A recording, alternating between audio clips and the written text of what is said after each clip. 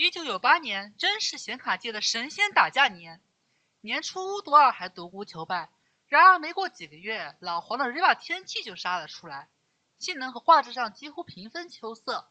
而 Matrox、S3 这些厂商也各自靠着画质、视频解码等绝活混得不错。但谁都没想到，仅仅大半年后 ，ATI 扔出了一张王炸 ，Rage 128 Pro Ultra GL。这卡游戏性能直接看齐巫毒2和 TNT， 画质甚至比 TNT 还好，视频解码更是它的传统强项。这一切都得益于 ATI 自1985年以来积累的技术底蕴。人家当年可是给 IBM 做原厂显示芯片的。什么？你说它其实是1999年的卡？我也一度怀疑资料上写的发布日期1998年8月1号是不是搞错了，但深挖之后发现，它还真是1998年下半年的产品，只不过最初定位是商用专业领域。我手上这张就是带有的 OEM 版本。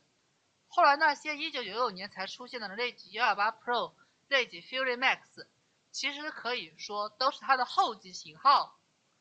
技术层面，这卡在当年堪称堆料狂魔。它是第一块硬件支持 OpenGL 的消费级显卡，双线性、三线性过滤只是基操。它甚至上了当时堪称天顶星科技的各项异性过滤。更为夸张的是，它在一个芯片内同时集成了2个像素单元和2个纹理单元，实现了单周期双纹理加双像素。虽然说核心频率只有130兆赫兹，但像素纹理填充率直接飙到260兆每秒以上。它对32位色的支持也极为到位，性能是几乎没有损失，还完整支持24、32位 Z 缓冲，让游戏画面更平滑。此外，它内置了 MPEG2 解码和动态补偿电路，播 DVD 流畅的一批。光说不练假把式，实测走起。我们请来了1998年的几位老对手 ，NVIDIA Riva TNT、3DFX 巫毒2 12兆，以及上代傻快代表 Riva 128。平台还是老配方，奔腾2350的 G+GA6BXE 主板加128兆 SD RAM， 系统是 Windows 98 SE、3D Mark 99 Max， 理论跑分上可能因为驱动优化问题略输给 TNT， 但依然轻松干掉了巫毒2。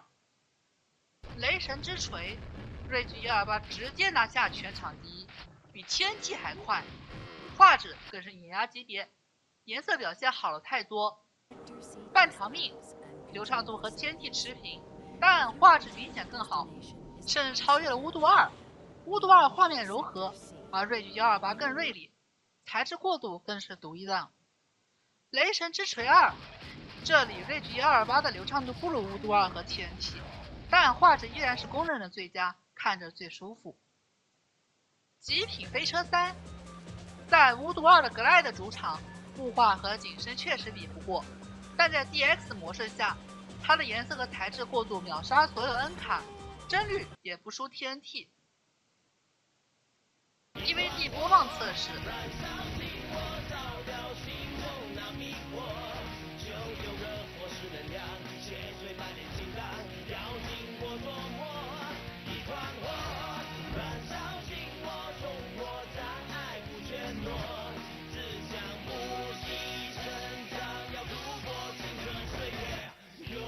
到了 ATI 的传统优势项目 ，N 卡直接被甩开8条街。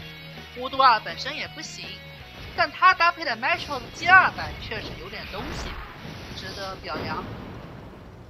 总结一下 ，Rage 128 Pro Ultra GL 在1998年，不论是游戏性能、画质还是影音能力，都绝对是一线水准。